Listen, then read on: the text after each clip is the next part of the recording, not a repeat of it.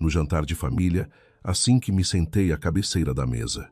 A nova assistente do meu marido, o CEO da empresa, levantou a mão e deu-me uma estalada na cara. Falta de respeito.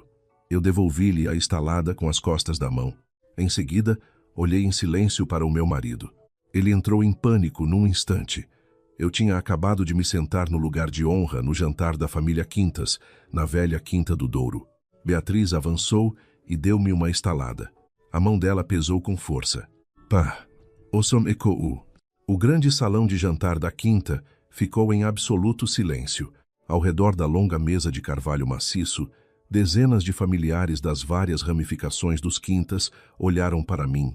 Alguns ainda seguravam os cálices de vinho do Porto. Outros preparavam-se para puxar as cadeiras e sentar-se. O sorriso no rosto de alguns congelou a meio. Beatriz estava de pé à minha frente. Vestia um elegante fato de saia e casaco bege. Ao peito, exibia o cartão de identificação do departamento administrativo da sede. Era a nova assistente que o Tiago tinha contratado há 3 meses. E era também a pessoa de fora que mais vezes tinha aparecido na quinta da família Quintas nestes últimos 3 meses. Depois de me bater, a voz dela continuava muito firme. Dona Sofia, mesmo sendo a esposa do senhor Tiago, não pode faltar ao respeito às tradições. O lugar à cabeceira é para os mais velhos da família. Não é onde se pode sentar só porque lhe apetece. Levantei a mão e toquei na minha bochecha. Ardia imenso. O Tiago estava de pé, a 2 passos atrás dela. Ele estava a atender o telemóvel, mas ao ouvir o estrondo, virou a cabeça. Viu o lugar onde eu estava sentada e viu a mão ainda levantada de Beatriz. A cor desapareceu-lhe completamente do rosto. Eu não chorei, nem lhe perguntei por quê. Levantei-me. Com as costas da mão, devolvi uma estalada com toda a força no rosto de Beatriz. Com o impacto, o rosto dela virou de lado e ela bateu contra as costas de uma cadeira de madeira talhada. Os olhos dela ficaram vermelhos num instante. Olhei para ela e a minha voz não tremeu. Primeiro, este lugar foi me dado pela falecida avó Matilde quando ainda era viva. Segundo, tu não és da família Quintas. Terceiro, se te atreveres a levantar a mão para mim outra vez, não te devolverei apenas uma estalada. Beatriz levou as mãos ao rosto como se tivesse sofrido a maior das injustiças do mundo. Senhor Tiago. Ela sussurrou apenas 2 palavras. O Tiago já estava a caminhar apressadamente na nossa direção. Pensei que ele iria olhar primeiro para a marca vermelha na minha cara. Mas a primeira frase que lhe saiu da boca foi: Sofia, por que é que levantaste a mão para lhe bater? A expressão dos familiares à volta ganhou vida num instante. Alguém murmurou: a juventude. Demasiado impulsiva. Outros olhavam para Beatriz com um certo ar de pena. As lágrimas de Beatriz colaboraram na perfeição. Senhor Tiago, eu só tive medo que ela se sentasse no lugar errado e deixasse os tios e avós constrangidos. Não pensei que a sua esposa ficasse tão zangada. Eu dei um pequeno sorriso. A pele da minha cara repuxou e a dor trouxe-me lucidez. Virei a cabeça e olhei para o Tiago. Tu também achas que fui eu que errei? O Tiago abriu a boca. Ele não respondeu de imediato. E essa era a resposta. Lentamente, tirei a aliança de casamento do meu dedo anelar esquerdo. Usei aquele anel durante 3 anos. No interior, estavam gravadas as iniciais dele. Quando nos casamos, ele colocou-o no meu dedo e disse que o lugar de Senhora Quintas só poderia ser ocupado por mim. Pousei o anel em cima do livro do caseiro, encadernado em couro velho, que estava na mesa. Aquele livro foi-me entregue pela avó Matilde antes de falecer. Os jantares na quinta, as missas de sufrágio, os presentes para os compromissos sociais, a gestão da farmácia dos mais velhos, os empréstimos aos familiares, estava tudo ali. Nestes 3 anos, ninguém da família Quintas me perguntou como eu aguentava gerir tudo aquilo. Apenas se habituaram a que todos os jantares fossem perfeitos, a que os presentes de Natal e Páscoa fossem luxuosos, a que cada familiar recebesse uma lembrança no aniversário, a que houvesse sempre alguém para acompanhar os mais velhos às consultas médicas em Lisboa ou no Porto. Eles achavam que isso era o estatuto da família Quintas. Na verdade, era eu que lhes cobria as falhas a maior parte do tempo. Peguei no livro e fechei-o. O som foi suave, mas soou como uma faca a bater na mesa. Já que não tenho modos nem respeito, A partir de hoje, não me responsabilizo mais por este jantar. A minha sogra, Dona Carmo, foi a primeira a franzir a testa. Sofia, o que é que estás a fazer? Com tantos familiares em casa, tens mesmo de dar este espetáculo deprimente? Olhei para a mãe dele. Há 3 anos, a senhora disse que a nora mais velha da família devia ser compreensiva e sensata. Por isso, nestes 3 anos, em todos os jantares na quinta, eu encomendo o menu com 3 dias de antecedência. Faço o plano de lugares com 1 dia de antecedência. Fico na cozinha a supervisionar os empregados. E no fim do jantar, sou eu que pago a conta. Fiz uma pausa. Hoje, a menina Beatriz diz que não tenho modos. Aceito. O rosto da Dona Carmo ficou rígido. Que atitude é essa? Não lhe respondi. Abracei o livro do Casiro contra o peito, virei costas e caminhei para a saída. Beatriz, de repente, esticou o braço para me impedir de passar. Dona Sofia, o livro de contas é da família Quintas. Não o pode levar consigo. Parei de andar e olhei-a nos olhos. Sabes o que está aqui dentro? Ela hesitou. Dei um passo em frente. Tu nem sabes que a tia-avó não pode comer enchidos picantes. Não sabes que a neta do tio João tem alergia a marisco. Nem sabes que a tia viúva não bebe vinho verde espumante em sinal de luto. E vens falar-me do livro de contas da família Quintas? O rosto de Beatriz ficou branco. A expressão de vários familiares mudou. O Tiago finalmente falou. Sofia, pousa o livro. Se temos algo a dizer, falamos em casa. Olhei para ele e, pela primeira vez, achei aquele homem um estranho. Não era porque ele não soubesse a importância do livro. Era porque ele não esperava que eu o levasse embora hoje. Olhei para a aliança esquecida em cima da mesa. Tiago, perguntaste-me agora mesmo por que é que eu lhe bati. Ergui o olhar para ele. Agora eu digo-te, porque a estalada dela foi na minha cara, mas o que ela pisou foi o meu lugar. E tu consentiste. O pomo de Adão dele moveu-se. Eu não. Se tiveste ou não culpa, veremos quando as contas forem feitas. Depois de dizer isto, saí do salão principal. Ninguém se atreveu a seguir-me. Até eu chegar à enorme porta de ferro forjado da quinta, o senhor Manuel saiu a correr da cozinha. Ele era o mordomo da quinta há décadas, e o espectador que mais claramente vira como eu tinha sustentado esta família ao longo de 3 anos. Ainda segurava um pano de cozinha nas mãos, com os olhos vermelhos. Menina Sofia. A sua cara. Balancei a cabeça. Senhor Manuel, o serviço de catering de hoje ainda não está pago, pois não? O senhor Manuel ficou confuso. Não, senhora. Normalmente a menina faz a transferência no fim. Tirei o meu telemóvel e, à frente dele, abri a aplicação do banco. Catering dos jantares, conta da farmácia, manutenção dos jardins e vinhas, subsídio do motorista privado, presentes para os familiares. Um total de 7 débitos diretos. Cliquei num por um e cancelei-os. O senhor Manuel olhava para as minhas mãos com a voz a tremer. Vai mesmo deixar tudo, menina Sofia? Fechei a última página. A partir de hoje, quem se senta na cabeceira é quem paga a conta. Quando saí pelos portões da quinta, o vento frio da noite bateu-me na cara e a marca da estalada doeu. Mas muito mais claro do que a dor, era a certeza de que eu finalmente não queria mais manter as aparências por ninguém. Atrás de mim, no salão, ouviu-se o barulho do caos. Copos a cair. Alguém a gritar pelo Tiago. Alguém a perguntar à empresa de catering quem ia pagar o resto. Não olhei para trás. O telemóvel vibrou. Era uma mensagem do Tiago. Não sejas impulsiva. Vai para o nosso apartamento e espera por mim. Li a mensagem e desliguei o ecrã. 5 minutos depois, o dono do catering ligou para o telefone fixo da quinta. Aquele jantar, montado para mais de 100 convidados em 28 mesas, custava 18.600 euros. Antes era sempre eu a pagar. Esta noite não. Quando cheguei ao nosso apartamento em Lisboa, a casa estava num silêncio profundo. Este apartamento era onde o Tiago e eu vivíamos desde que nos casamos. Fui eu que escolhi o sofá da sala. Fui eu que troquei a mesa de jantar. As plantas na varanda foram criadas por mim, vaso a vaso. Durante 3 anos, isto parecia um lar. Mas a partir desta noite, para mim não passava de uma carcaça vazia, cheia de velhos hábitos. Fui primeiro à casa de banho lavar a cara.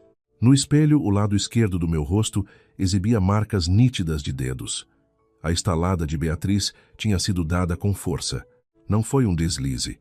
Ela tentou premeditadamente impor o seu poder. Tirei uma pomada e apliquei-a lentamente no rosto. O telemóvel não parou de tocar desde que saí do Douro. A minha sogra ligou-me 8 vezes. O Tiago ligou 12. As mensagens do grupo da família no WhatsApp marcavam 99 mais. Entrei para ver. Dona Carmo tinha enviado um áudio longo. Não o ouvi, apenas usei a função de transcrição de voz. Sofia, hoje era um jantar de família, bateres na Beatriz à frente de toda a gente e ainda levares o livro de contas foi de uma tremenda falta de noção. A Beatriz é jovem, agiu de forma precipitada, mas tu, como senhora Quintas, tens de ter a tolerância de quem sabe perdoar. Por baixo, a mulher do tio João escreveu: somos todos da mesma família, para que tornar as coisas tão feias? A prima afastada acrescentou: a Beatriz é de fora, é verdade, mas trabalha para o senhor Tiago. A Sofia foi de facto muito impulsiva hoje. Olhei para aquelas linhas de texto e achei graça de tão patético. Quando levei uma estalada, ficaram todos calados. Quando ripostei, acordaram todos. Não tive pressa de responder. Liguei o meu computador portátil, abri a pasta na cloud onde guardava os ficheiros destes anos. O nome da pasta era simples: Despesas Família Quintas. Lá dentro estava dividida em 12 subcategorias. Jantares na quinta, presentes e tradições, despesas médicas, motorista e empregados, empréstimos a familiares, adiantamentos temporários, vestuário e funerais, manutenção do casarão, transferências privadas para a sogra. Cada despesa tinha o comprovativo de transferência bancária em anexo. Não era eu que era manipuladora. A minha mãe sempre me ensinou desde pequena: podes gastar dinheiro, mas as contas têm de ser claras. No primeiro ano de casamento, o Tiago chegava à casa de madrugada do escritório. Eu cuidava da avó Matilde por ele, lidava com os parentes por ele, resolvia as infiltrações no telhado da quinta por ele. Ele segurava a minha mão e dizia: Sofia, ainda bem que te tenho. Naquela altura, eu achava que entre marido e mulher não era preciso ajustar contas. Mais tarde percebi que as pessoas que não fazem as contas claras são as que, no fim, ficam sem nada. A fechadura da porta soou. O Tiago tinha chegado. Quando entrou, ainda não tinha despido o sobretudo. Tinha o sobrolho franzido. Sofia, passaste das marcas hoje. Fiquei sentada no sofá, sem me levantar. Em que é que eu passei das marcas? Ele ficou sem resposta. Respondi por ele. Foi por me ter sentado à cabeceira? Foi por ter devolvido a estalada? Ou foi por ter levado o livro do caseiro? O Tiago tentou controlar a irritação. A Beatriz esteve mal em bater-te, e eu vou obrigá-la a pedir-te desculpa. Mas armares aquele escândalo à frente de todos os tios e primos fez a minha mãe perder a face. A família Quintas perdeu a face. Levantei os olhos para ele. E quando ela me bateu, a família Quintas não perdeu a face. Ele calou-se por um instante. Ela entrou na família há pouco tempo. Não percebe destas regras. Ela não percebe. E tu também não percebes? A sala ficou novamente em silêncio. O olhar do Tiago mudou. Pousei o livro de couro velho na mesa de centro de vidro. Tiago, tu sabes por que é que eu me posso sentar à cabeceira da mesa? Ele não respondeu. Abri a primeira página do livro. Estava lá a caligrafia da avó Matilde. Uma caligrafia clássica e firme. Quem governa as contas, governa a mesa. Quem governa a mesa, senta-se à cabeceira. Isto foi escrito quando a velha senhora ainda era viva. Não era um testamento, nem uma divisão de bens. Eram as regras da casa da família Quintas. Quem geria as contas, presidia aos jantares. O Tiago olhou para aquelas palavras e engoliu em seco. Eu disse: tu sabias desta regra? A tua mãe também. Os teus tios também. Só a Beatriz é que não sabia. Fechei o livro. Mas, não sabendo, como é que ela teve o atrevimento de me bater na cara? Houve um pânico súbito no fundo dos olhos do Tiago. Eu não lhe pedi para fazer isso, mas fizeste-a acreditar que ela podia fazer isso. O rosto dele escureceu. Sofia, tens mesmo de fazer de uma coisa pequena um escândalo gigantesco? Uma coisa pequena. O meu coração pareceu ser cortado ao de leve por uma lâmina, fina, mas profunda. Peguei no telemóvel e abri o primeiro print de transferência. No mês passado, a missa de aniversário da morte da avó Matilde. Foram 26.300 euros. Fui eu que paguei. A segunda foto. A tua mãe perdeu dinheiro a jogar as cartas no cassino do Estoril e teve medo que descobrisses. Pediu-me para lhe transferir 15.000 euros para cobrir o buraco. Eu transferi. A terceira foto. O filho do tio João precisava de dinheiro para estudar em Londres. Pedi-lhe emprestado 20.000 euros para um adiantamento, prometeu pagar em 2 meses. Até hoje, nada. A quarta foto. O vestido de noiva da tua prima. Ela disse que ficava bem a senhora Quintas patrocinar a moda. Pediu-me para adiantar 8.600 euros. Fui deslizando foto após foto. A cor ia desaparecendo do rosto do Tiago. Por que é que nunca me contaste nada disto? Olhei para ele. Eu contei-te. Ele franziu a testa. Relembrei-o. Em maio do ano passado, quando estavas numa cimeira no Dubai, mandei-te mensagem a dizer que as despesas da quinta estavam caóticas e perguntei se queríamos rever as contas juntos. Respondeste-me: os assuntos de casa decides tu. O Tiago puxou do telemóvel como se quisesse verificar. Empurrei o print do ecrã para a frente dele. A mensagem ainda lá estava. Disseste decides tu. Eu confio. Falei.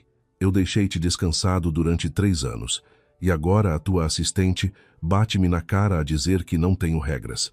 A respiração dele ficou mais pesada. Sofia, não foi isso que eu quis dizer. Não lhe respondi, porque já era tarde demais. O telefone tocou de novo. Era a minha sogra. Desta vez atendi. Dona Carmo desatou a gritar. Sofia, o que se passa com a empresa de catering? O dono diz que a conta não foi paga. Transfere o dinheiro imediatamente. Não nos faças passar vergonhas à frente da família. Liguei o altifalante. O Tiago estava mesmo ao meu lado, a ouvir perfeitamente. Eu disse: Dona Carmo, a Beatriz disse que não tenho modos. Por isso decidi não me intrometer onde não sou chamada. A partir desta noite, quem arranja os lugares na mesa é quem paga a conta. Dona Carmo ficou petrificada por uns segundos e depois a voz subiu o tom. O que queres dizer com isso? Vais fazer escândalos por causa do preço de uma refeição? Dei uma risada. 18.600 euros não é muito. Pode pedir à menina Beatriz que faça a transferência. Houve silêncio do outro lado da linha. A seguir, ouvi a voz frágil e dócil de Beatriz. Dona Carmo, a culpa é toda minha. Vou ligar agora mesmo ao departamento financeiro da empresa do senhor Tiago. Interrompia. Menina Beatriz, os jantares da quinta não são despesas que se possam deduzir na empresa. Se queres ocupar um lugar na mesa da família Quintas, primeiro aprende as regras da família. Não tentes usar os fundos da empresa para limpar a tua própria cara. O rosto do Tiago transformou-se. Sofia, desliguei a chamada diretamente. A sala ficou apenas conosco os dois. Ele olhava para mim como se me estivesse a ver pela primeira vez. Tu antes não eras assim. Pousei o telemóvel. E como é que eu era antes? Ele ficou em silêncio. Falei por ele. Antes eu pagava a conta, apanhava os cacos, encobria as mentiras da tua mãe, acalmava os parentes abusivos e fingia não ver quando levavas a tua assistente jovem para a Quinta do Douro. Levantei-me, fui até a gaveta do escritório e tirei o cartão de débito que estava associado às despesas comuns da quinta. E à frente dele, cortei o cartão ao meio com uma tesoura. Tiago, a partir desta noite, não volto a apagar os teus fogos. Ele finalmente perdeu a calma. Afinal, o que é que tu queres? O divórcio.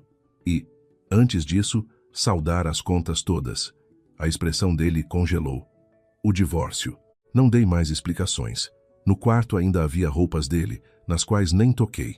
Guardei na minha mala de viagem apenas os meus documentos, o livro de contas, o portátil e umas mudas de roupa. O Tiago estava à porta, estático. Quando passei por ele com o trolley, ele esticou a mão e agarrou-me o pulso com força. Sofia, tudo isto só por causa de uma estalada? Olhei para a mão dele e dedo a dedo fui libertando o seu aperto. Não foi por causa de uma estalada. Levantei os olhos. Foi porque, quando essa estalada me atingiu, eu vi de forma muito clara de que lado é que toda a gente nesta família estava. Arrastei a mala para fora de casa. Antes de as portas do elevador se fecharem, o Tiago ainda estava no mesmo sítio. O telemóvel dele começou a tocar. Ouvi a voz de Dona Carmo em pânico. Tiago, o dono da empresa de catering, acabou de aparecer na quinta com a carrinha e exige o dinheiro. As portas fecharam-se completamente. Encostei-me ao metal frio do elevador e respirei fundo. A cobrança da primeira dívida tinha acabado de começar. Na manhã seguinte, Beatriz publicou uma série de stories no Instagram. Na primeira foto, a sua bochecha inchada e vermelha. Na segunda, a mesa do jantar na quinta, num estado de caos e sujidade. Na terceira, uma frase: alguns lugares não merecem as pessoas que lá se sentam. Infelizmente, eu sou apenas uma simples assistente, e dizer as verdades dá direito a agressões. Ela não disse nomes, mas toda a família Quintas percebeu. Meia hora depois, recebi uma mensagem privada da prima Marta. Sofia, a Beatriz é miúda, não te rebaixes ao nível dela. Aquela tua cena de ontem à noite não te ficou nada bem. O tio João também enviou mensagem. Traz o livro de contas de volta. O que é de casa, lava-se em casa. Li as mensagens, fiz screenshot aos stories da Beatriz, guardei-os e respondi ao tio João. Às 3 da tarde, irei à quinta apresentar umas contas. O tio João respondeu rápido. O que queres dizer com isso? Não digitei mais nada. À tarde, conduzi de volta ao Douro, levando comigo o portátil e uma pasta de documentos. O grande salão estava cheio de gente. Havia mais pessoas do que na noite anterior. Beatriz também lá estava. Sentada perto de Dona Carmo, com uma leve camada de base na cara, mas a marca vermelha continuava estrategicamente visível. O Tiago estava sentado ao lado da cadeira da cabeceira. A cabeceira estava vazia. Ninguém ousou sentar-se lá. Quando entrei, Dona Carmo olhou para mim com frieza. Já decidiste voltar? Ignorei-a. Coloquei os documentos na mesa. A fatura de ontem, de 18.600 euros, já foi cobrada. Hoje estou aqui para abrir as contas do resto. Beatriz disse com uma voz meiga. Dona Sofia, não havia necessidade de agir assim. O jantar era algo de família. Vir falar de dinheiro só magoa as relações. Olhei para ela. Tens toda a razão. Ela hesitou. Puxei a cadeira da cabeceira e sentei-me. Por isso, hoje não vamos falar de relações. Só vamos falar de dinheiro. Alguém tossiu no salão. O tio João franziu as sobrancelhas. Sofia, é mesmo preciso ir por aí? Acenei com a cabeça. Tio João, o senhor é quem melhor percebe de contas na família. Hoje vai ajudar-me a ver se estou a acusar alguém injustamente. Abri o primeiro documento. Nos últimos 3 anos, realizaram-se 39 eventos familiares nesta quinta. O Tiago pagou através do seu cartão 7 deles. Eu paguei 28 a partir da minha conta pessoal. A Dona Carmo pagou 4. Dona Carmo mudou de cor. O que estás para aí a inventar? O dinheiro dos jantares era sempre o Tiago que organizava. Empurrei os extratos bancários na direção dela. Sempre que a senhora dizia que o Tiago andava ocupado, pedia-me para adiantar o dinheiro. E depois, em frente à família, dizia que era a prova da generosidade do seu filho. Abri o histórico do WhatsApp. Cada frase de Dona Carmo estava lá, nítida. Sofia, desta vez não chateis o Tiago. Ele anda com pressão na empresa. Tu geres a casa, adianta o dinheiro. Não fales de dinheiro à frente da família para não parecermos sovinas. Dona Carmo esticou a mão para me tirar o telemóvel. Puxei-o para mim. Este é o meu telemóvel. Não é o livro de contas. A senhora não lhe toca. Ela ficou verde de raiva. Beatriz agarrou-a logo pelo braço. Dona Carmo, não se irrite. A Dona Sofia deve estar apenas a sentir-se incompreendida. Virei-me para Beatriz. Menina Beatriz, não sejas apressada. As tuas contas vêm logo a seguir. A expressão de Beatriz vacilou. Continuei a passar as páginas. A segunda categoria são empréstimos aos familiares. 20.000 euros do tio João. 16.000 euros do tio Arthur. 8.600 euros da prima Marta. 12.000 euros do primo Miguel para a entrada de um BMW. As pessoas no salão começaram a ficar inquietas. A prima Marta exclamou, mas não nos disseram que a família estava a ajudar? Nós não sabíamos que o dinheiro era teu pessoal. Balancei a cabeça afirmativamente. Por isso é que vim hoje informar-vos. O tio João pegou nos extratos, leu-os com atenção e a sua cara ficou cada vez mais pesada. Sendo ele o gestor de vários negócios da família, sabia ler folhas de Excel e extratos. Por que é que no descritivo destas transferências diz apoio familiar? Porque a Dona Carmo me disse que escrever empréstimo não era bonito. Dona Carmo finalmente perdeu as estribeiras. Sofia, o que é que queres com isto tudo? Estás à espera que os teus próprios parentes te devolvam o dinheiro? Olhei-a nos olhos. Claro que sim. O salão explodiu. Uns diziam que eu estava louca, outros que eu não tinha consideração pela união familiar.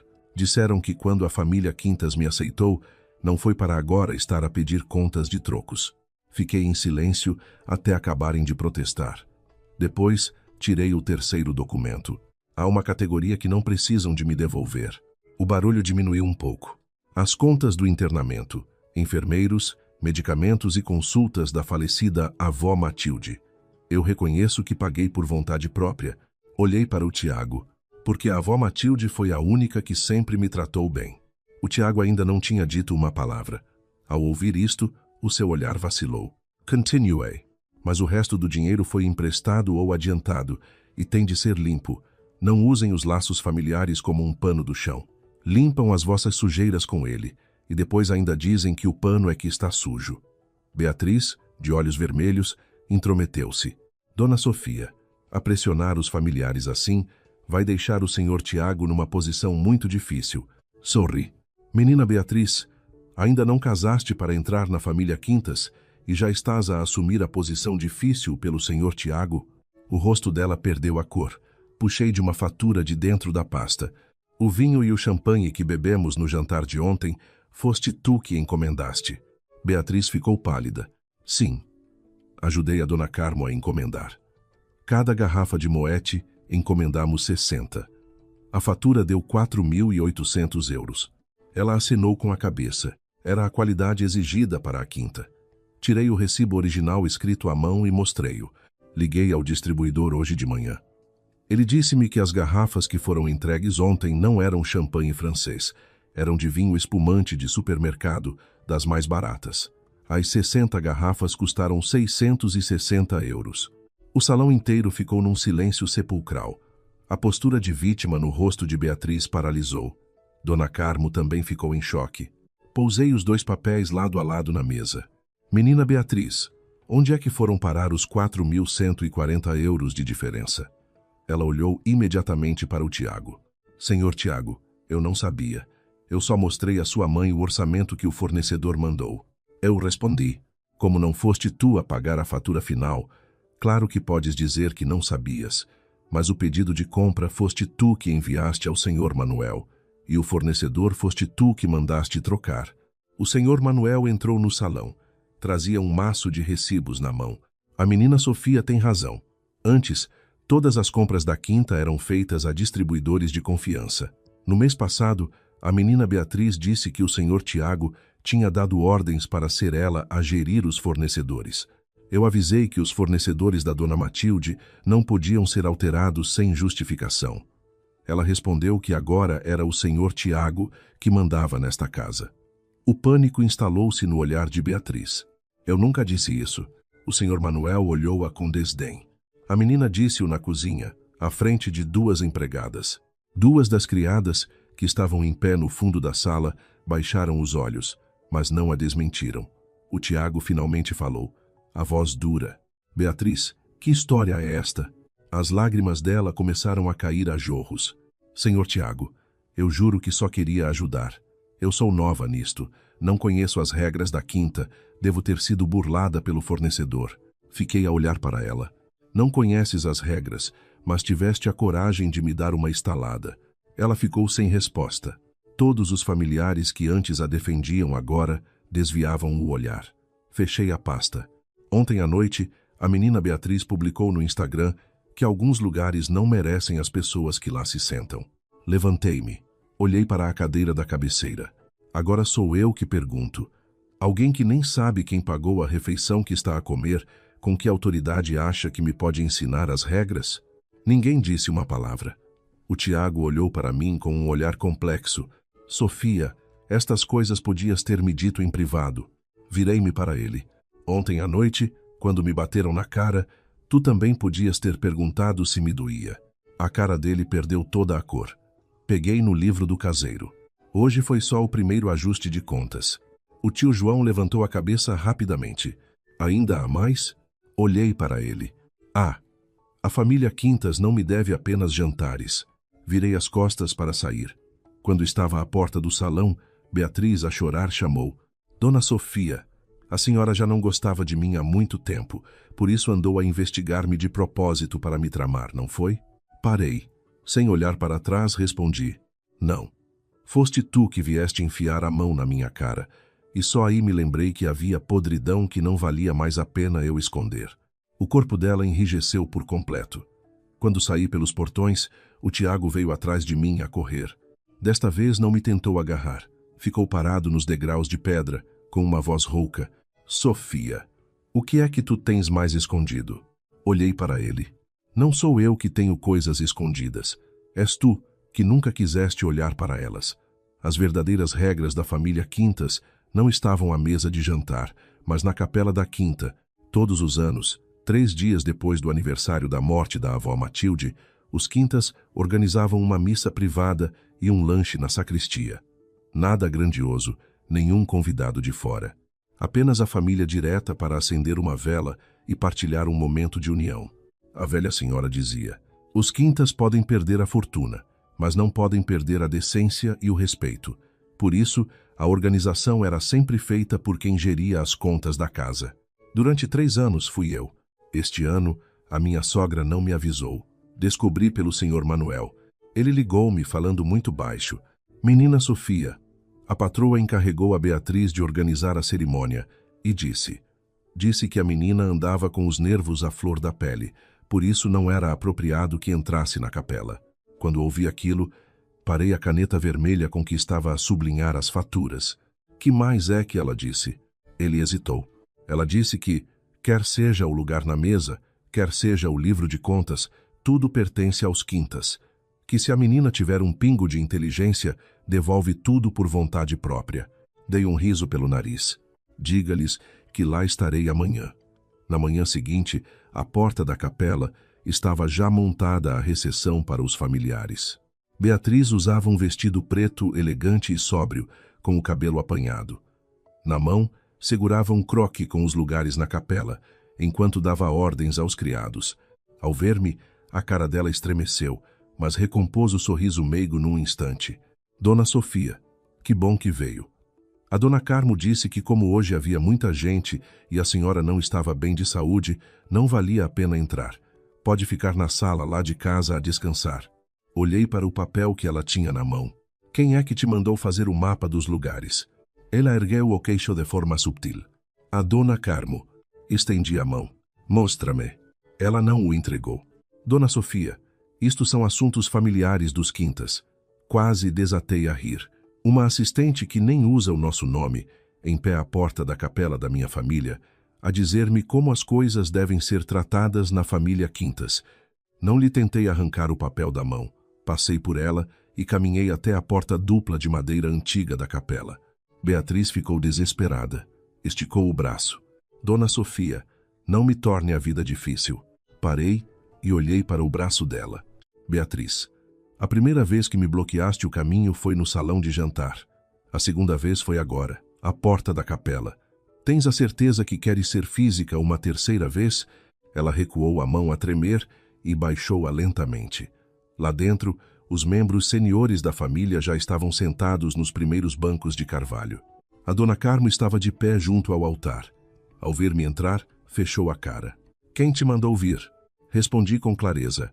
Se a responsável pelas contas da casa não comparece na missa da avó Matilde, quem é que tem o direito de depositar as primeiras flores? A dona Carmo deu uma risada de escárnio. Sofia, tu achas mesmo que és dona disto? Depois de fazeres a cena que fizeste com o Tiago, ainda tens o desplante de vir apresentar-te perante a nossa falecida mãe? Não discuti com ela. Tirei uma fotocópia da minha pasta e pousei-a na pequena mesa junto à entrada. Este é o acordo de gestão familiar pré-nupcial. Foi assinado pela avó Matilde e teve como testemunhas o tio João e o advogado da família. O tio João, que estava no primeiro banco, mudou de postura. Levantou-se, olhou para as 2 primeiras páginas e franziu a testa. O acordo era simples. Não envolvia ações da empresa, nem partilhas de herança. Era um documento criado pela avó Matilde quando a sua saúde começou a falhar, temendo que a quinta caísse na desorganização. Por isso, exigiu que a nora recém-casada assumisse a totalidade da administração. Nele lia-se claramente que os jantares, gestão de contas correntes, cuidados de saúde na casa e cerimônias fúnebres, missas ficavam a cargo de Sofia. Qualquer despesa do patrimônio familiar exige registro no livro de contas. Nenhum membro da família poderá substituir a administradora sem motivo válido. Tinha a assinatura com firma reconhecida da avó Matilde. A minha sogra olhou para o acordo com repugnância. A minha sogra já nem está entre nós, e vens com esse papel velho tentar coagir as pessoas? Disse eu. Dona Carmo, há uns dias disse que eu não respeitava regras. Hoje trago as regras por escrito e agora diz que eu estou a coagir as pessoas? Ela engasgou-se. Nesse momento, o Tiago entrou pela porta lateral. Claramente não contava com a minha presença ali. Beatriz vinha atrás dele, com os olhos lacrimejantes. Senhor Tiago, não consegui impedir que a dona Sofia entrasse. O Tiago olhou para ela sem dizer nada. Virei-me para ele. Foste tu que autorizaste a Beatriz a mudar os lugares nesta missa? O Tiago permaneceu em silêncio. Dona Carmo falou por ele. Fui eu que mandei alterar. Com o ambiente terrível que trouxeste para esta casa, como é que eu podia deixar-te ser o centro das atenções? Concordei com a cabeça. Então pergunto à senhora, por que razão, na planta que a Beatriz desenhou, o banco do tio Arthur está à frente do tio João? O tio Arthur arregalou os olhos. O tio João franziu o sobrolho com fúria. Na hierarquia das famílias tradicionais, a primogenitura era sagrada na igreja. O tio João era o irmão mais velho. Um erro destes num restaurante podia passar, mas numa missa de família era uma ofensa grave. Beatriz justificou-se à pressa. Eu pensei que como o tio Arthur aparentava ter mais idade, que... O tio João soltou uma risada amarga. Sim, senhora. Uma profunda conhecedora das nossas tradições. Os olhos de Beatriz encheram-se de lágrimas. Eu só queria ajudar. Virei-me para o papel que ela tinha trazido. E a prima viúva que perdeu o marido num acidente o ano passado. Colocaste-a logo ao lado da porta, longe da família principal. Foi para a humilhar? A prima olhou furiosa para a Beatriz. Beatriz entrou em colapso. Eu não sabia destas coisas. Eu disparei. Sendo assim, com que direito entras na capela da nossa família para decidir onde as pessoas se sentam? Um silêncio sepulcral abateu-se sobre as paredes de pedra. A cara da minha sogra variava entre o pálido e o rubro. Finalmente, o Tiago abriu a boca. Beatriz, sai daqui. Beatriz olhou para ele incrédula. Senhor Tiago? A voz dele não era alta, mas cortava como gelo. Sai. Ela mordeu o lábio inferior, virou costas e saiu a correr pelo pátio de pedra. Eu não senti a menor satisfação, porque o que me gelava o sangue não era o facto de ela se ter envergonhado, mas sim o facto de o Tiago ter demorado até agora para abrir a boca e agir como um marido. Após a colocação das flores, o tio João dirigiu-se a mim. Sofia, isto hoje foi um mal-entendido nosso. Não aceitei as desculpas indiretas. Apenas segui as orientações deixadas pela avó Matilde, mandei refazer as filas dos bancos, pedi aos empregados para retirarem os doces festivos inadequados para um luto e pus a prima viúva num lugar calmo e digno, perto do altar. Quando os rituais acabaram, era perto da hora de almoço. Fui até a porta e preparei-me para voltar para o meu carro. O Tiago veio atrás de mim. Vieste com o acordo nas mãos. Vieste preparada para a guerra. Olhei-o de frente. Fui. Os olhos dele ficaram sombrios. Então, desde o dia daquele jantar que planeavas arrastar toda a minha família para o lamaçal e esmagá-los com as tuas contas? Não foi a partir do jantar. Respirei fundo. Foi a partir da primeira vez que deixaste a Beatriz atender uma chamada da tua mãe no teu telemóvel e passá-la para mim. Ele pareceu congelar. Isso tinha acontecido há 2 meses. Nesse dia eu precisava de entregar os medicamentos à dona Carmo e liguei ao Tiago para saber se ia jantar à quinta. A pessoa que atendeu foi a Beatriz. Disse com voz profissional: o senhor Tiago está no banho do ginásio. A dona Sofia pode dizer-me qual é o assunto familiar urgente e eu transmito-lhe a mensagem. Naquele momento exato, eu percebi que as fronteiras do nosso casamento tinham sido abertas pelo meu marido. O Tiago sussurrou. Nesse dia, eu estava num almoço de negócios, bebi demais. Eu sei, tem sempre um. É só porque estavas ocupado. É só porque bebeste demais. É só porque te esqueceste. É só porque ela é ingênua e não conhece as regras. É só porque eu sou demasiado sensível. Dei um passo atrás. Tiago, quando se juntam tantos é só porque a soma final é a verdade inegável. Ele olhou para mim. No fundo dos olhos dele surgiu um rasgo de desespero. Sofia, eu nunca quis que ela te substituísse. Dei um sorriso amargo, mas ela já esteve na porta da capela dos teus avós a tentar barrar-me a entrada. A frase atingiu-o como uma segunda estalada na cara. Virei costas e fui-me embora. O meu telemóvel tocou, uma fotografia enviada pela minha sogra. Era o rascunho de um acordo de divórcio redigido pelo advogado dela. Lia-se no texto: Sofia abdica de todos os direitos como administradora do patrimônio da quinta. Compromete-se a não exigir compensações pelos gastos efetuados nos anos de matrimônio, renuncia a interferir na vida privada de Tiago e aceita o divórcio saindo de mãos a abanar. Olhei para a expressão final. Mãos a abanar. Guardei a fotografia na cloud. Mudei o nome do ficheiro para Prova de coação de Dona Carmo para o divórcio. O próximo acerto de contas era o dela. Nas traseiras da quinta havia um pequeno escritório com chão de madeira velha. Antigamente era ali que a avó Matilde guardava os livros de contas de há décadas atrás. A sala não era grande. Uma secretária pesada de carvalho, 2 cadeiras e um cofre antigo junto à parede. Durante 3 anos, depois de cada grande jantar familiar, eu sentava-me aqui para registrar todas as faturas até altas horas da noite. O senhor Manuel dizia-me muitas vezes que eu levava aquilo demasiado a sério.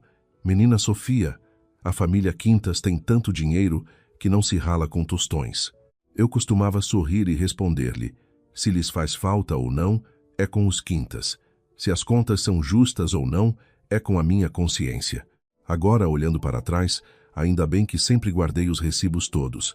Caso contrário, hoje estariam todos a cuspir-me na cara a dizer: tu é que quiseste pagar. Às 2 da tarde daquele dia, combinei encontrar-me com o senhor Manuel no pequeno escritório. Quando ele entrou, trazia uma caixa de cartão envelhecida. Menina Sofia, estes são os recibos originais da dispensa que consegui reunir. Alguns a Dona Carmo levou. Outros a Beatriz mandou para o lixo ou trocou por faturas falsas. Mas as meninas da cozinha tinham os duplicados. Recebi a caixa. Muito obrigada. Os olhos dele ficaram úmidos. Menina, trabalho para a família há quase 20 anos. Vi como a menina se esfolou viva nestes 3 anos. Tirando a velha senhora, mais ninguém a tratou com o respeito que merece. Parei o que estava a fazer por um momento. A avó Matilde foi a única que verdadeiramente me abraçou como família. Quando casei com o Tiago, muita gente da alta sociedade disse que eu era uma caça-fortunas, porque eu vinha de uma família humilde, de professores de liceu reformados. Não tinha grandes propriedades nem o sangue azul. O Tiago era o herdeiro rico, de boa aparência e com grande sucesso nos negócios. O que eles não sabiam é que este casamento foi perseguido incansavelmente pelo Tiago. Fomos colegas na universidade e ele andou 2 anos atrás de mim. Antes de casar, levou-me a conhecer a avó Matilde. A velha senhora segurou a minha mão e disse: esta rapariga tem um coração firme. Ela será capaz de ser a âncora desta casa. Naquela altura eu acreditava que guardar um lar era trabalho de 2 pessoas. Mais tarde percebi que o Tiago se limitou a trancar-me na sua enorme fortaleza e depois partiu para conquistar outras coisas, afastando-se cada vez mais de mim. Eu e o senhor Manuel passamos das 2 da tarde até às 7 da noite a verificar os números. O valor exato de dinheiro que a Dona Carmo me pediu para lhe transferir de forma encoberta nos últimos 3 anos foi de 237 mil euros. Os pretextos eram imensos: pagamentos a clínicas de estética, idas ao casino, transferências para outros familiares do seu lado, prendas para o Tiago e um valor destinado a pagar roupas e cursos de etiqueta para a Beatriz.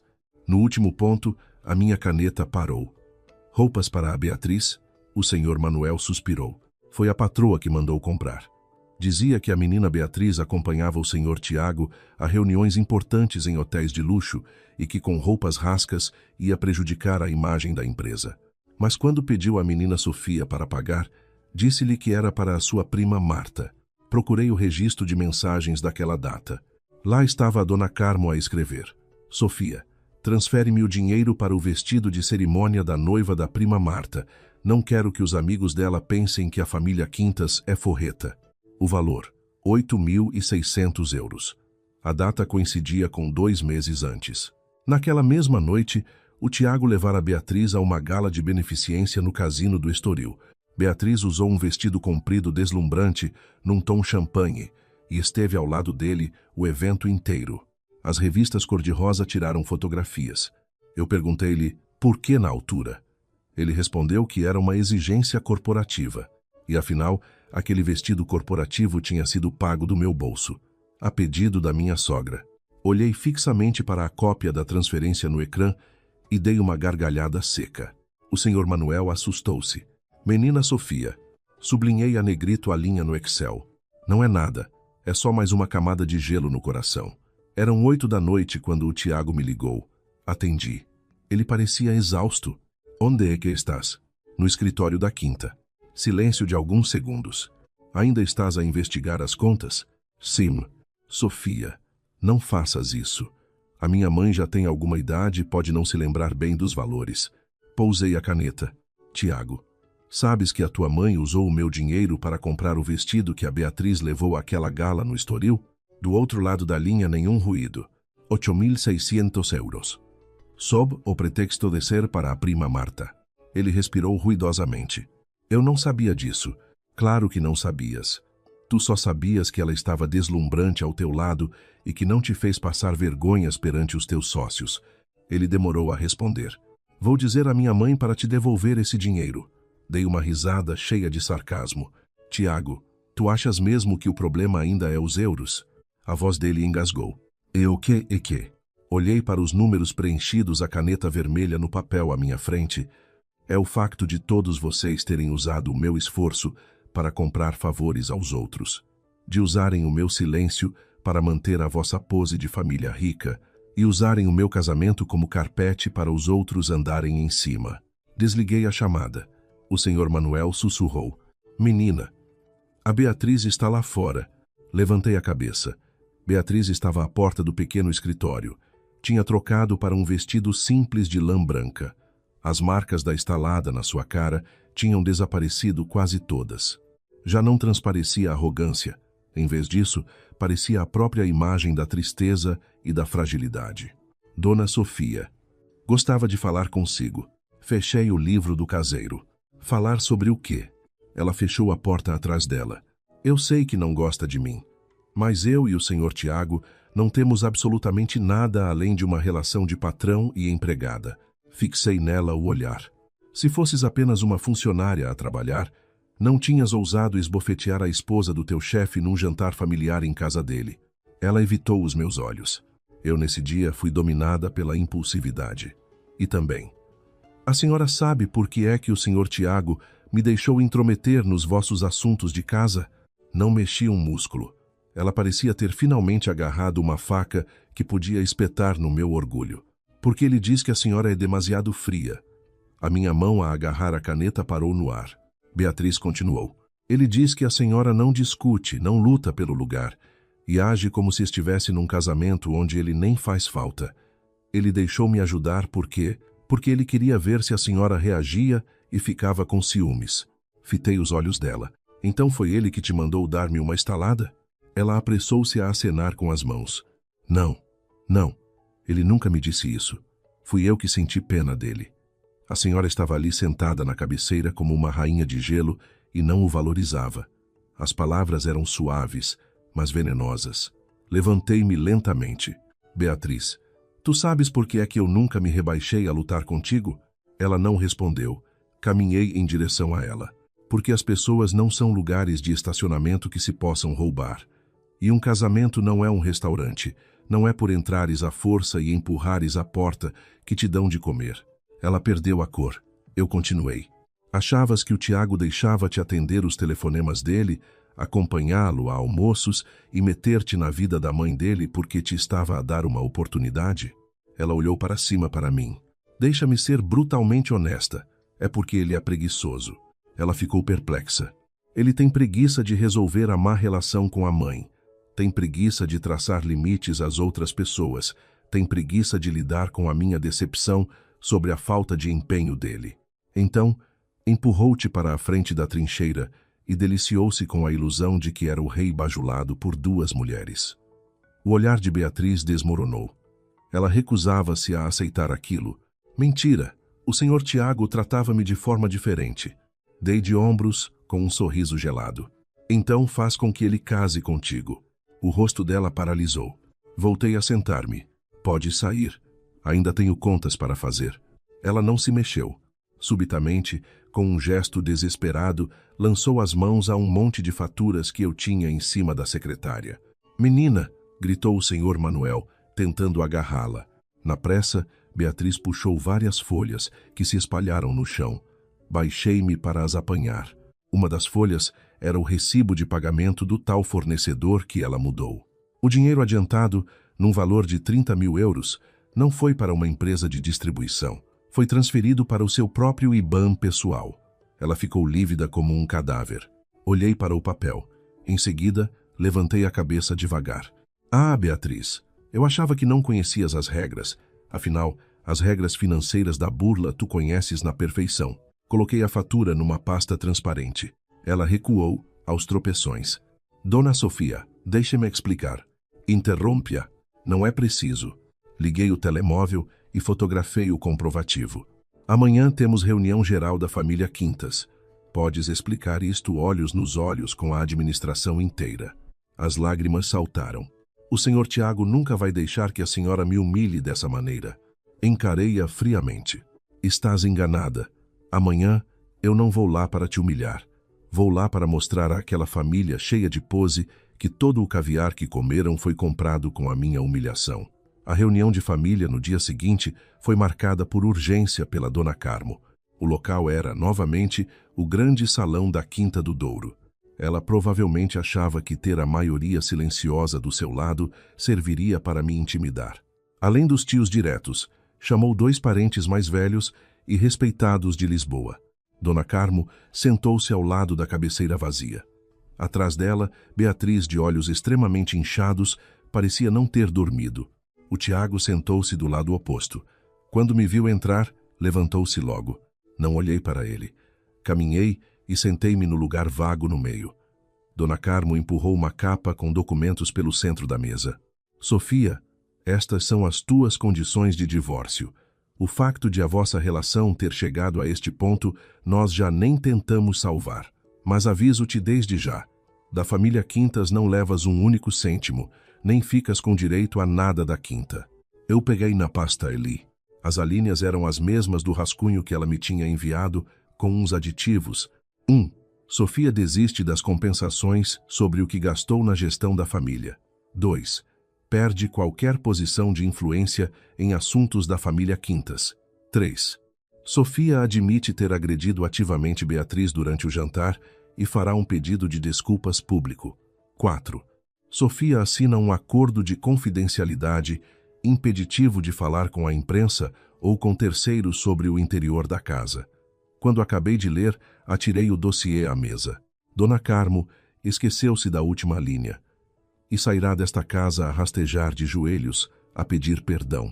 Alguns parentes sustiveram a respiração. O rosto da minha sogra ficou rígido. Não estejas com ironia, Sofia. Puxei de uma capa negra grossa da minha bolsa de couro e bati com ela na mesa. Eu também trouxe o meu documento. O Tiago fixou os olhos em mim, abri o fecho e retirei as cópias. Ponto 1. O clã familiar restitui todos os valores comprovadamente pagos pela minha conta pessoal e que não constituem dádiva voluntária, no prazo de 30 dias. Montante total, 4.723.600 euros. Os anexos mostram todos os recibos e transferências bancárias originais dos últimos 3 anos. Ponto 2. A senhora Dona Carmo restitui todo o dinheiro extorquido sob justificação falsa do orçamento comum da casa e sob extorsão pessoal, perfazendo um total de 237 mil euros. Ponto 3. A funcionária Beatriz Ximenes devolverá a apropriação indevida dos jantares faturados e a transferência ilegítima de 30 mil euros para o seu IBAN pessoal num contrato ilícito para benefício próprio. Também terá de assinar e publicar nos jornais uma carta de retratação pelas difamações nos stories e no WhatsApp. Ponto 4. Formalização do divórcio por mútuo acordo com o Tiago, dividindo-se o patrimônio conjunto em rigoroso cumprimento da lei. O contrato de administração da quinta é extinto à data da sentença de divórcio, revertendo as chaves e o livro original para a custódia de duas testemunhas fidedignas, o tio João e o advogado da família. O salão calou-se. Ouvi-se apenas o bule de chá sobre o tabuleiro de prata e a minha própria respiração. Dona Carmo bateu com as mãos na mesa, colérica. Isso é nos teus delírios. Mantive o olhar. Então vemos isto no Tribunal Cível de Lisboa. A cara dela tremeu. O tio João, mais calculista, puxou para si o monte de faturas organizadas e começou a folheá-las, em silêncio absoluto. Os parentes mais velhos de Lisboa aproximaram-se para ler também. Ninguém me acusou de histerismo. Os números nos papéis com timbre bancário não sabiam fingir pena nem chorar lágrimas de crocodilo. Beatriz saltou da cadeira, a panicar. Dona Sofia, por que é que a senhora tem de ser tão implacável e arruinar-me a vida por umas comissões estúpidas? Eu sou só uma assistente. Esse dinheiro para a senhora é trocos, mas para mim, eu cortei as palavras dela ao meio. Quando me deste uma bofetada nas trombas, não parecia só uma assistente. O rosto dela empalideceu brutalmente. O Tiago tentou acalmar a situação. Beatriz, cala-te. Mas a pressão fez Beatriz rebentar. Senhor Tiago, eu fiz o que fiz a pensar em quem? Não foi para o ajudar? Ela passa 3 anos como uma placa de gelo consigo. Mal pareciam casados. O senhor dizia-me vezes sem conta que voltar a casa era o mesmo que ir para outro escritório, que ela estava a marimbar-se para os seus sentimentos. Com esta bomba atirada, todos os rostos se voltaram para o Tiago. Ele ficou pálido, chocado. Desde quando é que te dei o direito de trazeres as minhas conversas privadas para o meio disto? Ela berrou em pranto. Mas é verdade. O senhor confidenciou-me que ela não sentia ciúmes, não reclamava e nem lhe importava por onde andava. Dizia que gostava de saber se ela ainda ligava ou não a si. E foi por isso que eu... Já chega! O Tiago gritou de forma assustadora, levantando-se. Beatriz tremeu da cabeça aos pés. Fiquei sentada. Já não tinha sequer forças para ser sarcástica. Afinal, a minha intuição estava certa. Um CEO com 30 e poucos anos, com centenas de empregados na folha de pagamento, com capacidade de negociar contratos internacionais. A estratégia dele para resolver um problema conjugal foi usar uma terceira pessoa, plantar uma bomba e sentar-se à espera. À espera que eu perdesse a cabeça, que explodisse e lhe implorasse com ciúmes para validar que o amava. Só que eu não ignorava os problemas por não me importar. Eu fazia os sacrifícios exatamente porque me importava demais com a casa e o nome dele, querendo manter a compostura. Ergui o olhar e cruzei-o com o dele. Tiago, aquilo que ela disse é verdade? O medo brilhava no fundo dos seus olhos. Sofia, eu não mandei ela fazer-te mal. Nunca. Eu só te pergunto, tu usaste esta rapariga para me testar? Ele não conseguiu proferir som. E de novo, essa omissão era a verdade mais ruidosa. Eu balancei a cabeça com tranquilidade.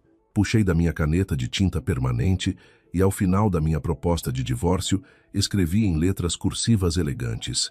Ponto 5. Tiago Quintas. Assume a deterioração do casamento através do cultivo consciente de ambiguidades e de permissividade grosseira que resultaram na completa desagregação conjugal.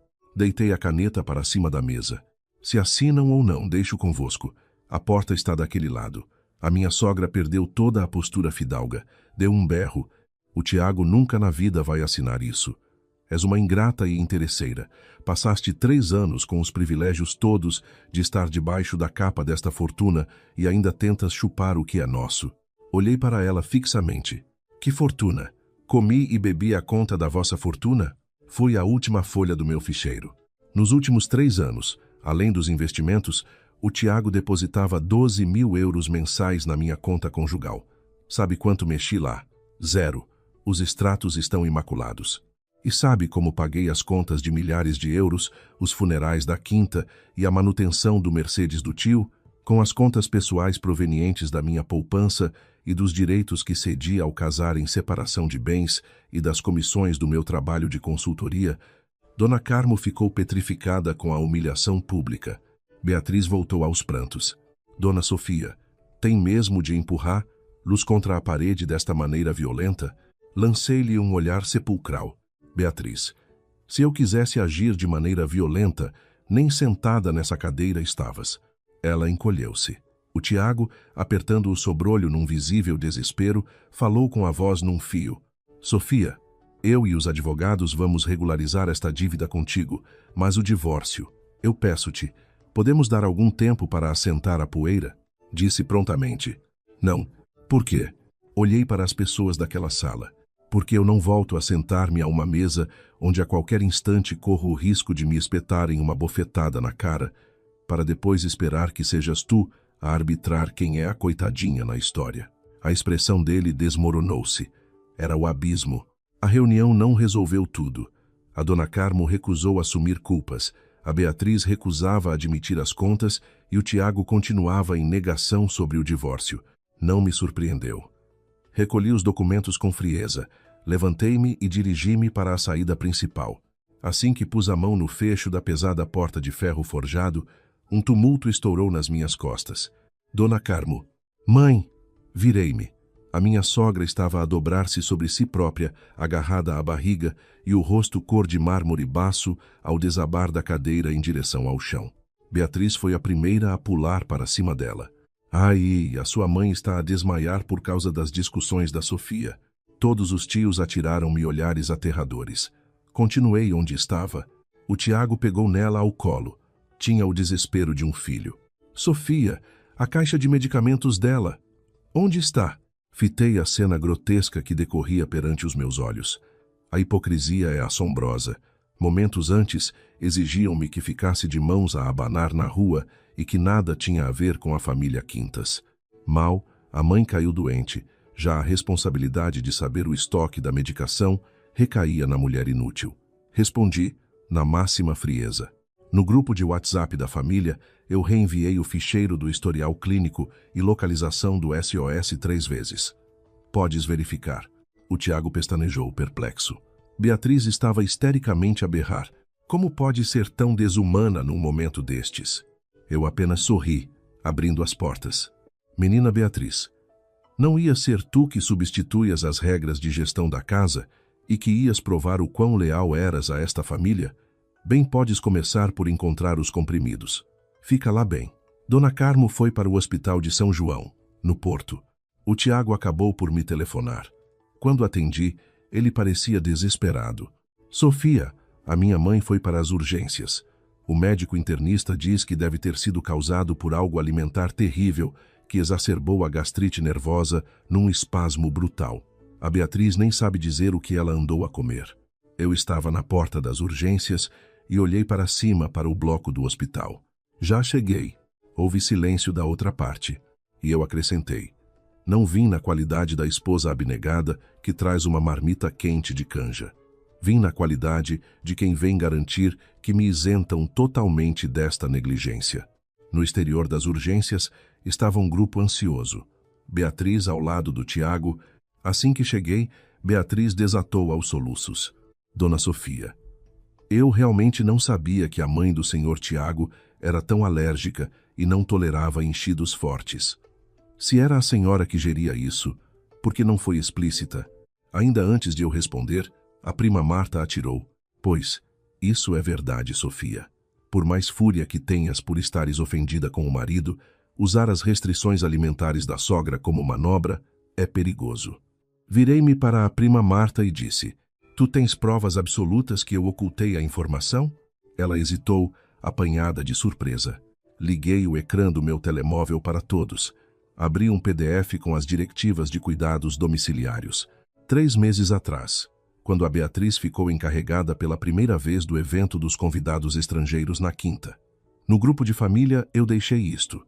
Lá estava o menu de restrições da Dona Carmo: doença péptica ulcerosa, totalmente proibido o consumo de especiarias pesadas, de enchidos intensos de trás-os-montes, queijos curados, condimentos agressivos ou marisco forte, além do número do Hospital Lusíadas, da linha do Seguro Médis e a gaveta do armário leste da velha quinta, onde ficavam os injetáveis. A prima Marta arregalou os olhos. A médica assistente passou no corredor nesse momento. Olhou para os papéis, confirmou com a cabeça. Rolei o chat e mostrei aos demais a reação após eu ter enviado o documento. A Dona Carmo tinha respondido: "Credo, Sofia. Que exagero, eu não sou uma incapacitada." O Tiago tinha feito o like no botão do WhatsApp. E Beatriz tinha até deixado: "Muito obrigada, Dona Sofia. Irei decorar tudo ao milímetro." Encarei a Beatriz. "Decoraste, não foi?"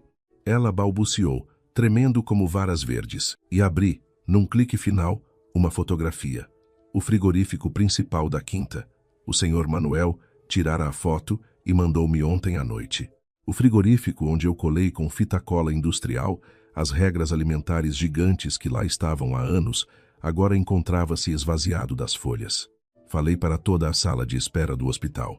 O senhor Manuel confirmou: "Foste tu quem mandou tirar os avisos, sob justificação de que ficava esteticamente grosseiro na decoração da quinta de luxo. E de seguida mandaste as cozinheiras prepararem uma feijoada pesadíssima à transmontana e tripas, porque a Dona Carmo precisava de comida com alma para se acalmar do choque." O Tiago fechou os olhos. Deixando os ombros descaírem pesadamente, virou-se lentamente e mirou a Beatriz. Beatriz encolheu-se, quase sumindo. "É eu." A Dona Carmo pediu-me algo típico, e eu quis fazer-lhe a vontade para a consolar. Juro por Deus que não a tentei intoxicar. Eu apenas sentenciei: "Que as tuas boas intenções incompetentes sejam julgadas por outros. Para mim tanto me faz." O médico que a estava a seguir saiu da porta principal e avisou que a paciente estava estabilizada, mas exaurida e prostrada. Quando as macas da unidade de tratamentos rolaram a Dona Carmo pelo corredor, eu aproximei-me da maca. Os olhos dela vislumbraram a minha cara no meio de tanta dor, e ela cuspiu entre dentes: "Vieste ver se já tinha morrido?" Olhei serenamente. Vim para garantir que, quando acordasse, os relatórios apontassem para a culpada verdadeira e não usasse esse episódio vergonhoso no tribunal. Ela calou-se. Beatriz prostrou-se no chão. "Dona Carmo, eu juro que peço 1000 perdões." A Dona Carmo, previsivelmente cega pelo próprio ego e recusa em me dar razão, apenas encostou a mão gélida à de Beatriz.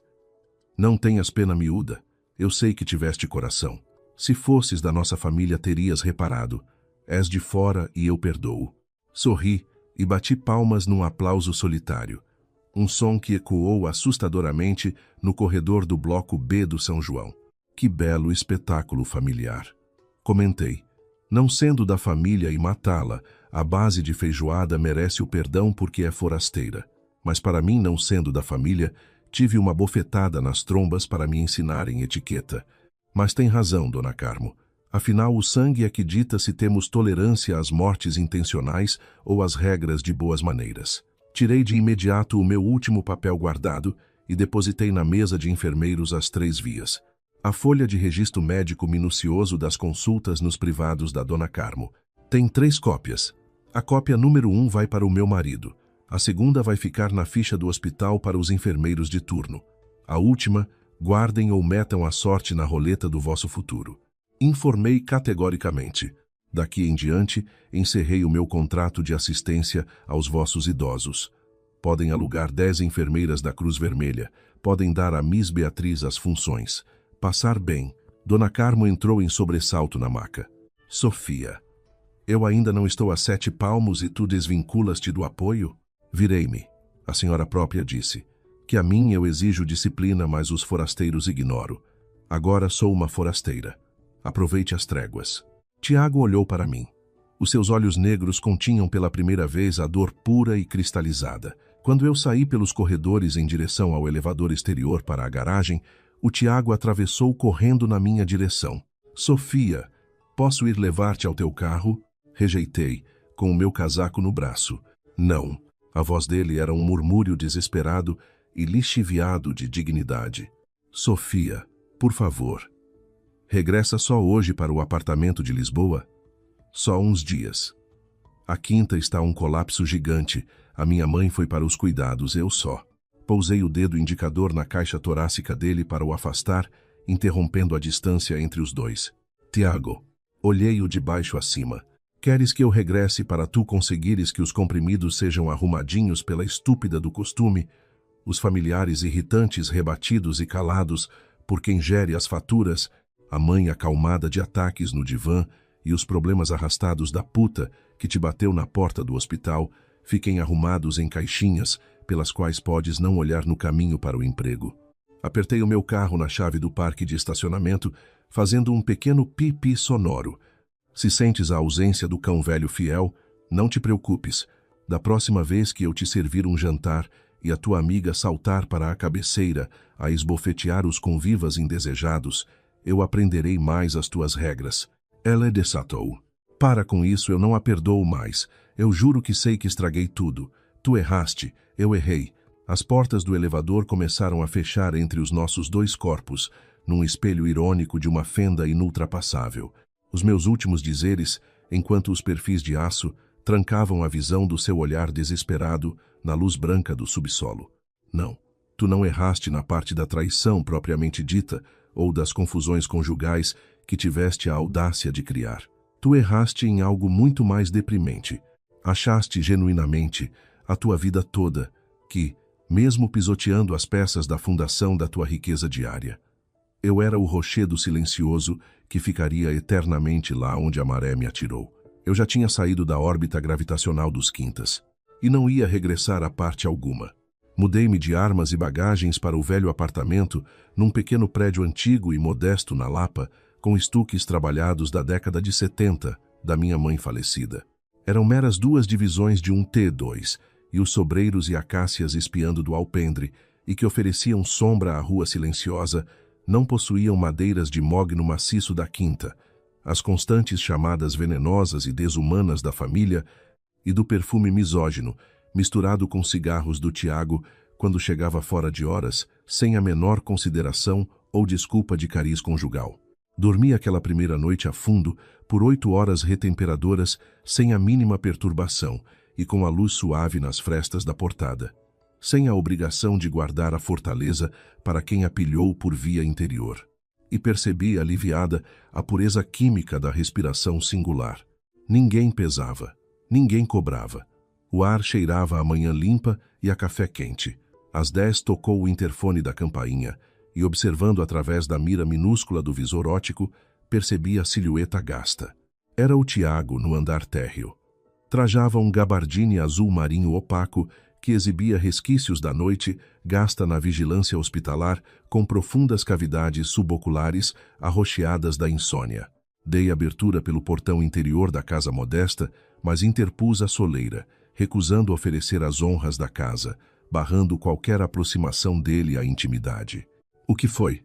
Ele segurou um frasco farmacêutico de pequena dimensão de creme nas mãos trêmulas. O teu rosto magoado do impacto físico requer substituição da pasta. Vim ajudar e assistir. Contemplei aquela peça química e desdenhei. As equimoses resolveram-se pelo próprio relógio fisiológico sozinhas.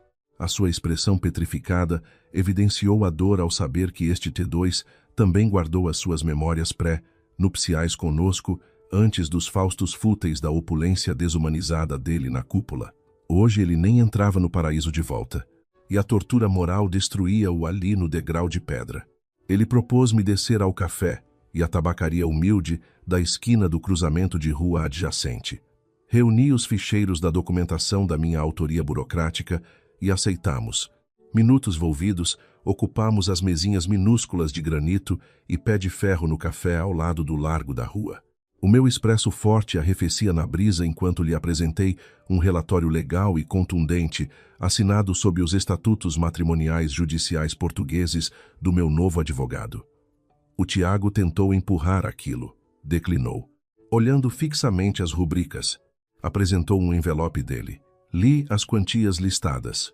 Devolverei à minha família todo o dinheiro por eles devida pelas vias administrativas.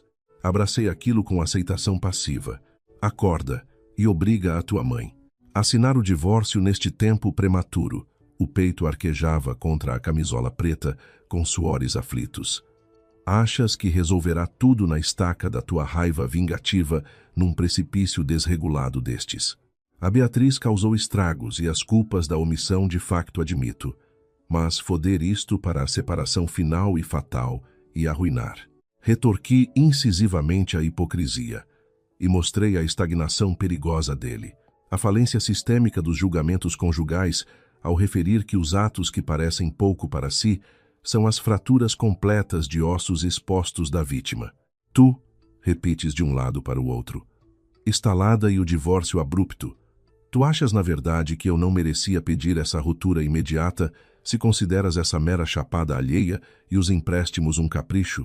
Como posso justificar o uso do teu empregado e a manipulação dos meus testículos emocionais? A culpa dessa chapada estúpida recai na tua própria tática podre. O uso para testes ciumentos com raparigas fáceis sedentas de status na família onde a mãe manda, mas elas controlam como concubinas modernas na cama, em redor, para provocar as chispas da minha falta de ação reativa e validar o meu amor. Conjugal.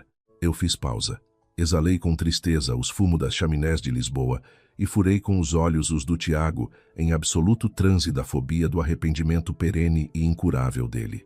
Tiago, eu detestei de verdade e apaguei toda a fresta e vestígio da misericórdia que me assaltou para contigo, apenas porque, após ela bater nas minhas trombas, na casa onde fui o teu pilar inquebrável, perante as testemunhas, no momento fulcralem que tu intervieste, questionaste qual era a razão pela qual retribuí o golpe nela, em vez de virares a minha face e afagares o ponto para conferir o grau de laceração física na minha carne. E após aquela frase cortante como lâmina e afiada a punhal, nas costelas e orgulho conjugal, o silêncio estrondoso na esplanada fria fê-lo, chorar pela primeira vez com soluços brutos e feios e sujos de medo, desprovido e limpo dos vernizes sociais que um CEO e patriarca aristocrata se compõem com uma arrogância soberba de falso rei imaculado que brincava aos haréns da época fútil no seu palacete nojento. As suas gotas espalharam-se em mancha cinzenta e a esparramar pelo tecido do sobretudo, enrugado nos tecidos faciais. O meu telefone subitamente emitiu frequências sonoras múltiplas, notificações, WhatsApp consecutivas bombásticas, e os estalos da revolução no chat da família alargada, os quintas, pipocaram. Beatriz enviou screenshot digital, recorte e difamatório e cirúrgico à vista da família inteira, no ecrã e a janela principal, em plena hora pública, onde a evidência financeira constava um recibo do MBWay da minha sogra, remetendo 20 mil euros, e na qual eu cobrava no destino a um emissário encriptado. Legenda odiosa dela. Tanta lágrima e discurso heróico de pureza virginal pela caridade altruísta das finanças e de, afinal, lucravas farta nos lucros dos fundos que usas e esbanjas às escondidas da própria família, a vitimização da nossa heroína moral. E o furacão dos comentários nos parentes multiplicava-se. Murmúrios bis. De repente todo o panteão duvidou da santa e atiráramos jargões venenosos do escárnio de estarem confirmados os instintos das traições mercenárias por casamentos oportunistas na alta fidalguia. Diferente da desilusão estúpida ou vergonha pública, a minha reação perante a atitude atroz daquele enxame medíocre e da cobarde canalha foi riso gelado à frente das cataratas da cegueira e estupidez da Beatriz. O Tiago, ao observar a foto e os SMS a chegar das notificações que interpelavam aos telemóveis do grupo, estourou as presas, agitando-se na cadeira para ir devorar a cabeça da imbecil que cometeu uma ilegalidade brutal em nome de uma tentativa de salvação falhada e arriscada. Eu abati a minha mão com rigor firme e impiedoso para reter e impedir a iniciativa inútil dele. Eu puxei a linha telefônica à mesma plataforma onde ela postou.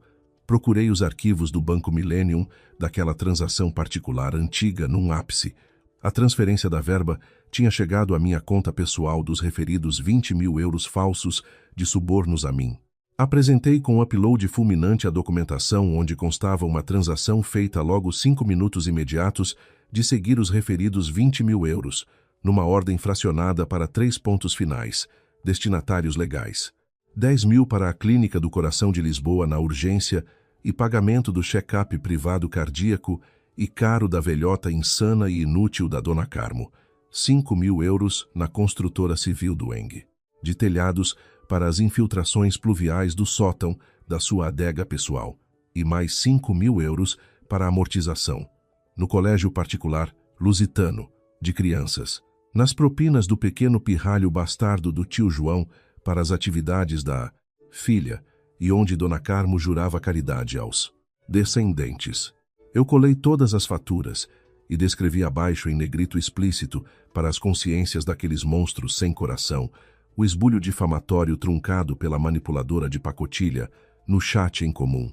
A vossa escrava de finanças afinal repassa por si o escárnio aos vossos podres a descoberto e desculpem pela demora em revelar que a Beatriz foi um pau de choro e uma incompetente nos processos de faturas falsas.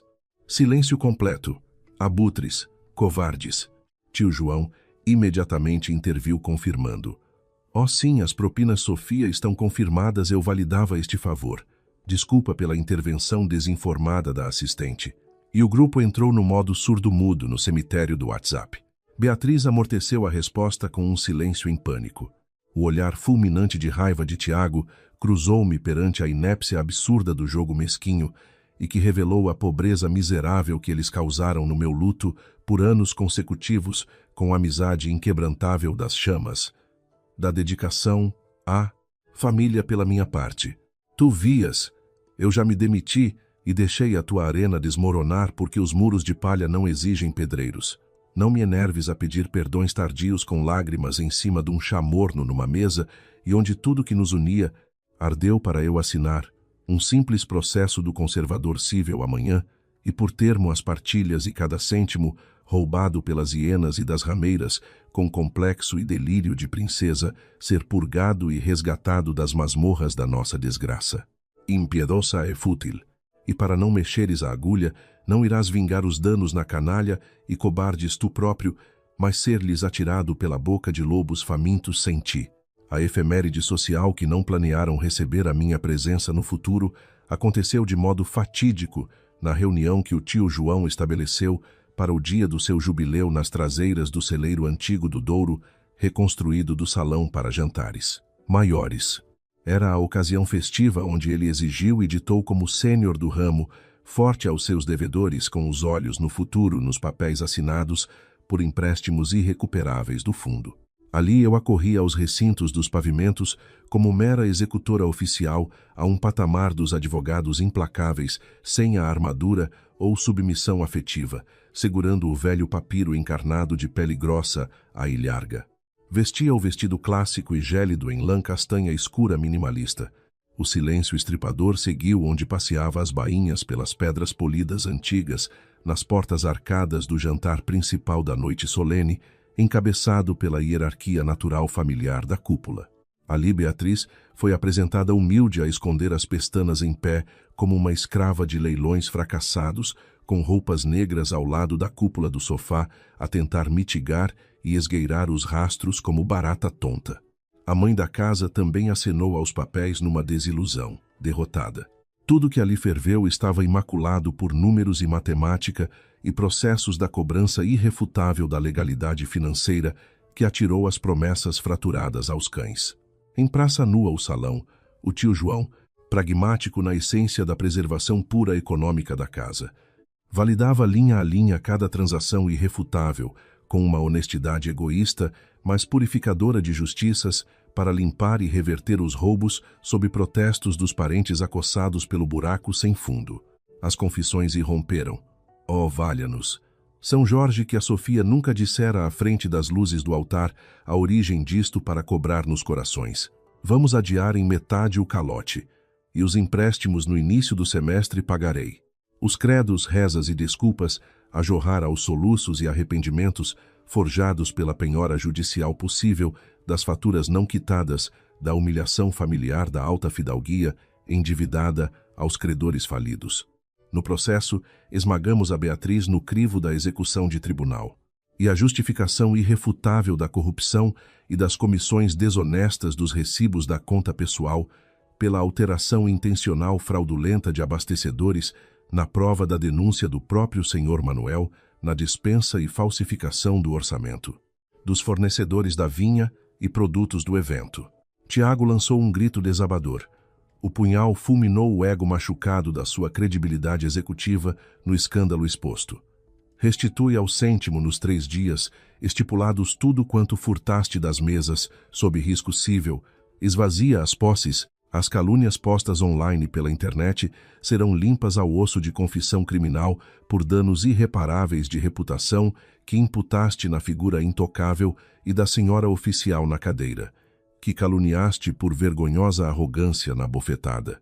Doute surtout, despeste da minha assistência agora, para os abismos de onde rastejaste nos meus caprichos iníquos. Beatriz urrava aos ecos da quinta, num tom lancinante sem piedade alheia, dos monstros cobardes, onde se ancorou no amor e poder alucinante da cega ascensão corporativa ao altar dos poderosos, onde foi consumida viva como carvão das tréguas. Falsas aos donos da casa que apunhalou. O aceno desolado perante a brutal clareza foi asqueroso no som abafado dos corações egoístas ali a devorar as carcaças que restaram. A sua escrita, suando perante a mão direita, numa declaração rasgada pela folha, com assinatura das desculpas de bofetadas públicas e injúrias, exalava o som rouco. Eu, funcionária e amante falsa dos estatutos mentirosos, onde arruinei com agressão dolosa contra a figura moral incontestável de Dona Sofia Quintas, perante todos vós. Chorou num desolador arrastar com o choro final, como ratazana amaldiçoada. Ela queria ficar nos poleiros ricos, não lhe foi suficiente. Sentar num degrau usurpador que só a senhora aguentou por cruzes espinhosas durante 3 duros e atrozes fardos conjugais, em chamas nas entranhas na vida passada que deixei para trás. Entendi nesse asco completo que a maldade de quem espreitava os portões, sem ser dono legítimo dos ossos que ali se quebravam, e arrebentar com a mulher, a quem eu doí em ombros, sem os glórias vãs aos altares, é desumana na essência. Entreguei cada uma das chaves velhas enferrujadas nos porta-chaves do império falido, as grossas da adega de portão grande do fundo com cintas nas cruzetas da argola de bronze, a dispensa do cofre dos guardados velhos de baús das alfaias e missas da capela da quinta antiga, tudo para dentro do pote metálico prateado liso, por cada jingle do cair como sinos, num relógio do dia final apocalíptico, das velhas estruturas putrefactas dos demônios, parasitas na minha juventude, esvaída pela casa, no poço negro que me aprisionava nas almas cegas de ali jazidas, e onde eu renunciei. A senhora velha Dona Carmo tremeu o fôlego a vislumbrar as portas trancadas das verbas secarem-se perante o choro aflitivo dos mordomos em massa e demissão abrupta generalizada na mesma data nas funções pelo senhor Manuel. Ele soltou no seu orgulho fiel do labor, sem o meu patrocínio carinhoso, uma afirmação digna dos nobres rurais. As velhas madeiras de barricas velhas não exigem amarras novas à senhora caduca no pódio desonrado, se a minha senhora legítima que eu prezei aos deuses partiu no barco. A falência operativa do seio familiar ressoou a lareira negra no salão na dor surda e mortífera sem volta, onde não tem dinheiro nos fundos brancos de glórias. Os devedores e pedintes esfomeados dos laços sanguíneos rastejavam nos euros escassos num pandemônio aos calotes. No 30º dia do registro de notário na conservatória oficial, para o termo dos papéis burocráticos nos trâmites civis assinados de divórcios irrevogáveis no período frio final, nós deparamos frente à Praça do Sol e das Pombas, nas pedras lisas do passeio lisboeta, num deslumbrante clarão do recomeçar eterno da aurora, no fim do luto maciço que encerra as cruzes e as portas e caixões. Aos que eu criei o adeus à esperança vã a fumaça. Ele, Tiago, demacrado nos abismos fundos e cavados aos seus traços aristocratas, outrora vistosos pelo glamour irresponsável, esvaído num eco fantasma desvitalizado. Sofia? Pergunto à margem dos silêncios insanos. No primeiro minuto que o estalo soou, no teu rosto intacto à cabeceira, se os meus punhos te escudassem o ferimento e defendessem o trono perante todos, e fizesse deitar nos calabouços de culpas o sacrilégio de tal ousadia brutal a quem atacou a ti. Eu te perdi aos portões da eternidade dos ventos de volta. Respondi sob o peso e candura cristalizada dos lagos frios, onde não existiu chamas. Iria só atrasar no relógio inevitável o abismo do vazio fatal. Mas o precipício devorar-nos-ia no inevitável, à mesma margem, porque os alicerces apodreceram pela nascente na montanha antes do dilúvio, ali rebentar o mar interior, até quebrar o teto e me engolir as fundações da dor nas ruínas. Mudas onde me abandonaste anos num cativeiro invisível. Sibilei, sim, aceito, de coração, com o oficial público, a colocar a sentença do registro com carimbos finais nas matrizes carmim irrevogáveis, para fora do espaço das cinzas mortas. Na poeira gasta de ontem até a aliança final reluzente e prateada de promessas falsas, se reduzir, no calor da bigorna, e moldes num aro neutro intemporal do meu anelar refeito nos ourives do recomeço limpo de laços, para reaver a pura plenitude das asas das gaivotas do Tejo, desprovidas dos aros. E finalmente a mulher percebeu para si, do reflexo sem correntes nas janelas ensolaradas no reflexo de paz, que o pódio no trono e mesa patriarcal, sem compaixão num ninho gélido e tirano vazio, é mera mobília, caduca da velha madeira, roída pelos bichos de praga, na podridão onde nenhuma verdadeira rainha se reclina, para morrer sacrificada sob a espada da tirania, onde os súbditos traidores roubam e lucram na ignorância a benevolência soberana de uma honra deserta e perdida, onde aprendemos a não sacrificar-nos com regras da dor perene impostas por falsos deuses egoístas no caminho de luz imortal. Na alma rediviva.